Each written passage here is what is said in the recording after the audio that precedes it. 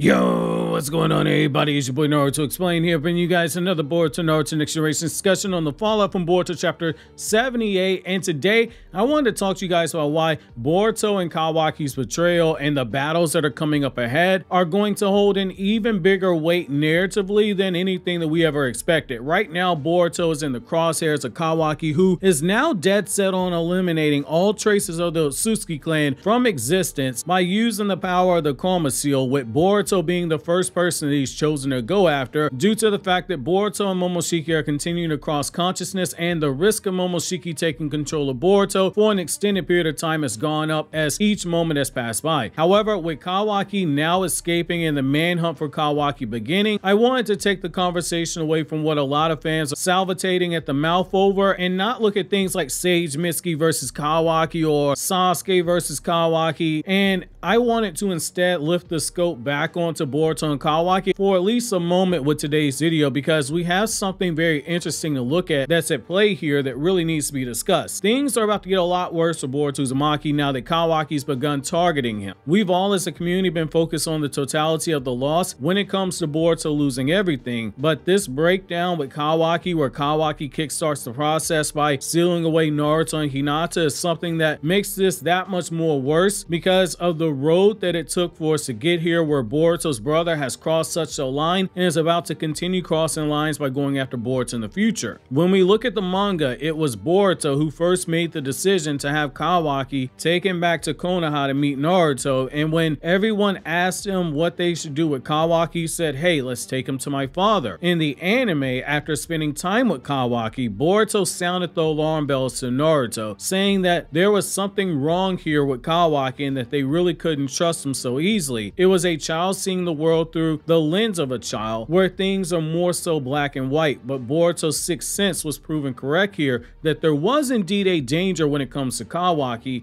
even despite Naruto's own insight as an adult, realizing that every black and white situation still has shades of gray to it. And he was also self-projecting his own past as a Jinchuriki with Kawaki's own current situation, which in hindsight has clouded his judgment. While the Momoshiki karma extraction was going to continue happen, being in the presence of Kawaki, learning to use the power of the karma, is sped up the extraction for Boruto, as well as sped up Kawaki's karma progression at a rate that shocked even when he saw Kawaki produce a horn. This is what ultimately led to Kawaki killing Boruto, and the revival from death via karma has caused this huge problem that we currently have in the series, where Boruto is being hunted down. Boruto on a certain level feels responsible for everything that's happened, and it's not because Momoshiki warned him, "Those blue eyes of yours will take everything away from you." Right now, Boruto is in the process of recovering from his battle with Kawaki, but he's fought Kawaki enough to know that there's a gap in power that's between them. He's been injured with the scar over his eye and the damage done to his eye, but there's more at stake here. Shikamaru now has a manhunt going on for Kawaki. Mitsuki is shown with the bloodlusted look on his face as he looked at Boruto and the damage that Kawaki did to him. We know that Sarada and Mitsuki are going to go after Kawaki in the future. However, do any of us really think someone as big-hearted as Boruto is just going to sit by and allow others to pay the price for something that directly involves him? If anything, Boruto is going to want to stop all that carnage that will be coming from the battles that are coming up ahead, because it's in character for him to do so. When he was at the academy, Boruto didn't have a clear goal for why he wanted to become a ninja, but he wanted to support his friends in any possible way,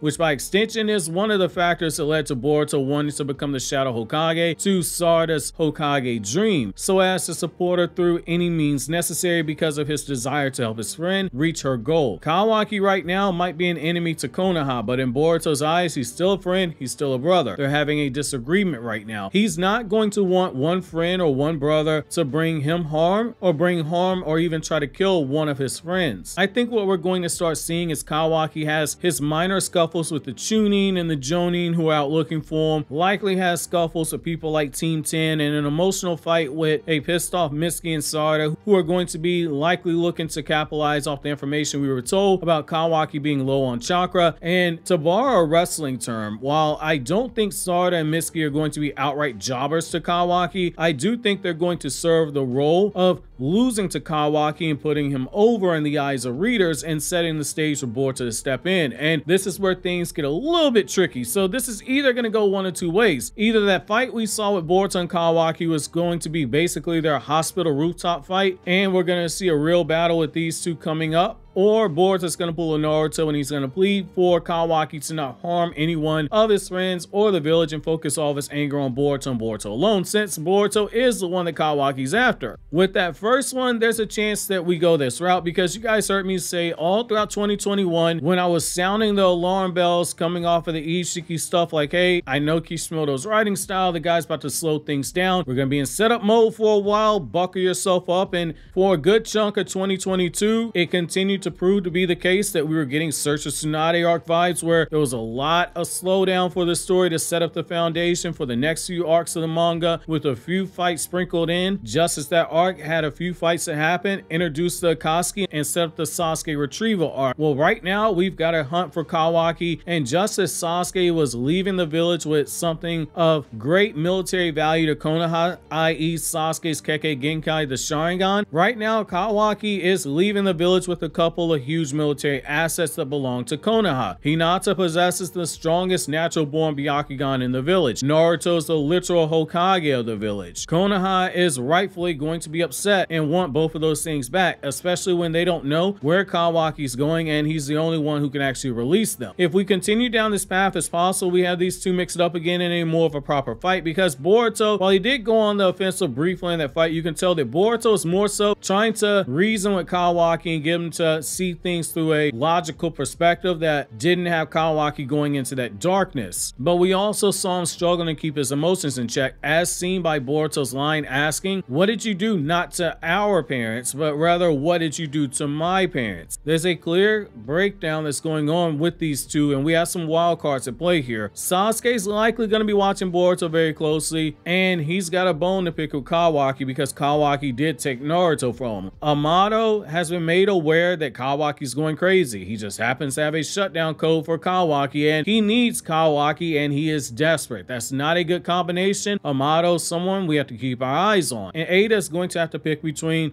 Kawaki and the friendship that Sarada offered her, and wherever Ada goes, so too will Damon. That line about Kawaki being low on chakra, that was not said by mistake. He's being hunted down and the walls are closing in, and we just happen to have a character in Ada who can see all this taking place. Either Amato or Ada and Damon are going to bail him out, or it might even be all three at the last minute, and given that Ada and Damon have the powers of flight, it's not crazy to say they swoop in to get him out of harm's way before things get too out of hand. However, that brings us to a second point. Boruto asking Kawaki to not lay a hand on anyone else inside of Konoha and focus only on him. Obviously, we know that Kawaki goes nuclear in the future because we saw the village go boom boom, but that could be the reasoning behind Boruto saying that he didn't think that Kawaki would go this far, because they had an agreement. I think the roads before Kawaki right now are going to lead to more suffering for Boruto in the short term, and we're about to see Boruto in a helpless position, made worse by the fact that it's someone who's like a brother to Boruto who is behind all of this. The only question left right now is how much further does Kawaki go now that he's being hunted, because he's like a wounded animal that's being cornered. He's dangerous, and Boruto as a main character has a thumbscrew that is his friends and his loved ones, which means that there are multiple different ways to attack Boruto. However, that's me and my question, you guys. How much further do you think Kawaki's going to go? While you think that over, click here to watch my Black Clover Chapter 351 review, or click here for this Naruto Explained video.